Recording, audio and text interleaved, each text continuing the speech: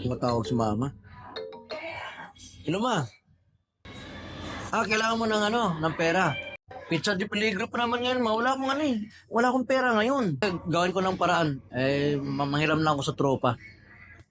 Sige na, ma. Update na lang kita. Sige, bye. Hello, Pot. May pera ka ba dyan? Preparamin mo ako, ha? Sige, kita tayo sa Old Salmia. Tama-tama, makahiram na ako kay Pot. Solve na yung problema ko.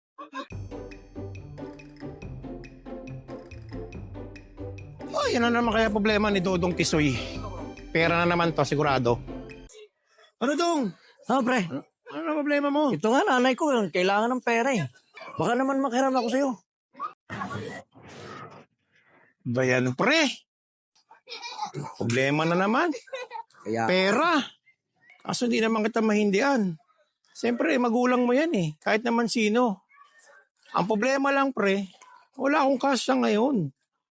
Pero meron akong ipon.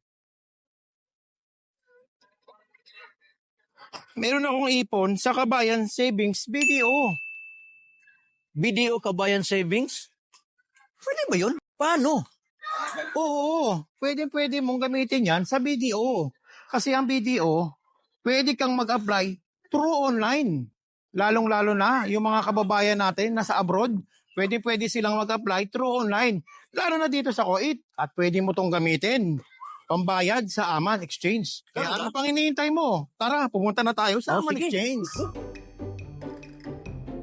Welcome to Oman, sir. Pasok po kayo.